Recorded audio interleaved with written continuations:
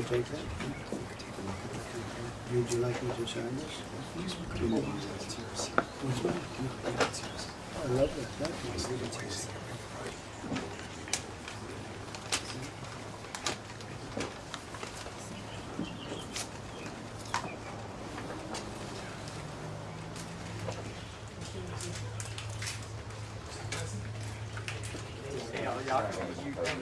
Likewise, and where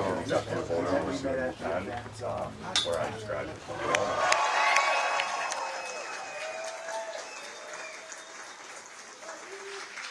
The October 7th attack would never have happened if I was president. I can tell you. So here is my commitment to you on the solemn date. I will not allow the Jewish state to be threatened with destruction. I will not allow another Holocaust of the Jewish people. I will not allow a jihad to be waged on America or our allies. And I will support Israel's right to win its war on terror. And it has to win it fast. No matter what happens, it has to. Trump has chosen Big Pharma's Susie Wiles for chief of staff, and she appears to be Trump's handler. In charge of Trump's campaign and his PAC, arguably his closest advisor, when I asked my friends who are close to Trump, they say you don't get a meeting without Trump unless she's in the room. You don't get a phone call unless she's in the room. She's omnipresent. Elon Musk has been exposed by several reporters to be a fraud and a government frontman. Nobody has ever debunked this. And now we are told that he will be fixing the government. I mean, my top recommendation, honestly, would be just to have a carbon tax. That seems so reasonable. Yeah, I agree. There's just one thing that will matter. Put a price on carbon. That would be the best option. For sure. That seems like it'd be such a good idea. So far, the cabinet picks are painting a clear picture of where this is all heading. For UN Ambassador Elise Stefanik, who has received $917,000 from the Israel lobby.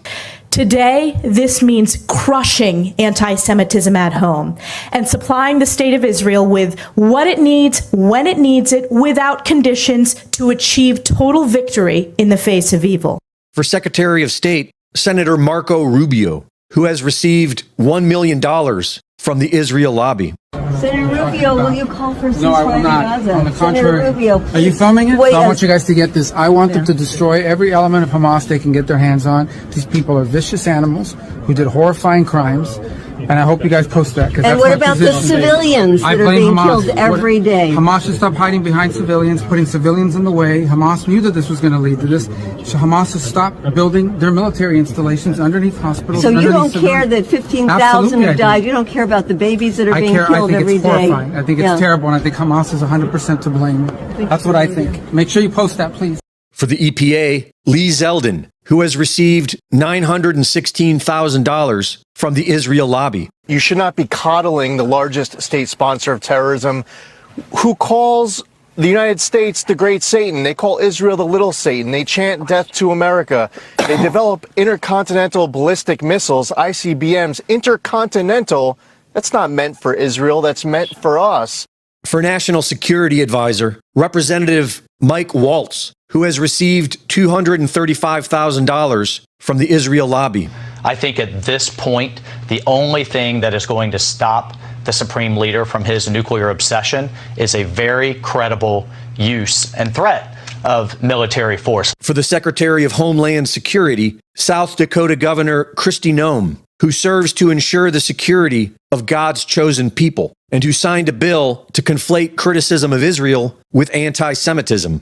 For the U.S. Ambassador to Israel, former Governor Mike Huckabee, who says Palestinians don't exist. What happens next? It's about the end times. And quite frankly, some of us think we may just be living in them. So, Max Lucado, so good to see you. Thanks for joining us, and welcome as we talk about the end of the world. Well, Governor, I wouldn't be anywhere else. I'm supremely honored to have these moments with you. And yes, I do believe we're not just in the end times, we're in the end of the end times. It's moving fast. For the CIA, John Ratcliffe. What Israel has done is essentially employ the Trump doctrine, a maximum pressure campaign, understanding that the only way to deter terrorists like Iran and their proxies is to put your foot on their throat. And Israel has done that. We should be assisting Israel in doing so. For Secretary of Defense, Fox News personality Pete Hegseth. Anyone that wants to take the stage and talk about dual loyalty is dead wrong. What this organization represents, what Western civilization represents today, is an understanding that Zionism and Americanism are the front lines of Western civilization and freedom in our world today. For the Senate Majority Leader, John Thune, who has received $460,000 from the Israel lobby. Not responding is not an option either. I mean, you have the animating force behind the evil in that region is Iran. And for U.S. President Donald Trump, who received $100 million from Zionist Miriam Adelson. Iran is not there for us. They want to kill us.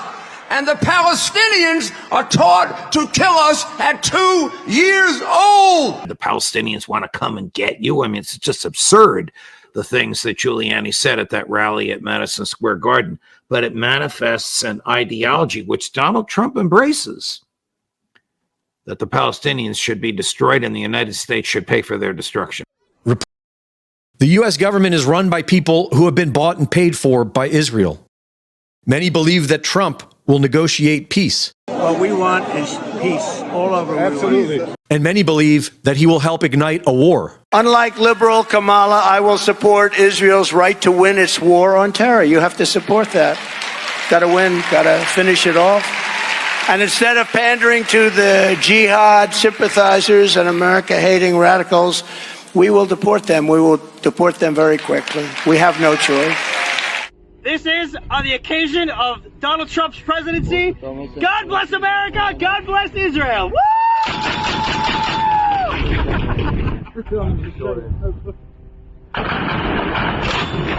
The fastest way to ignite an all-out war between the East and the West would be for the U.S. and Israel to invade Iran. And if resetting the world currency is the catalyst for all of this madness, then a world war would serve as a useful cover story for the history books. Reporting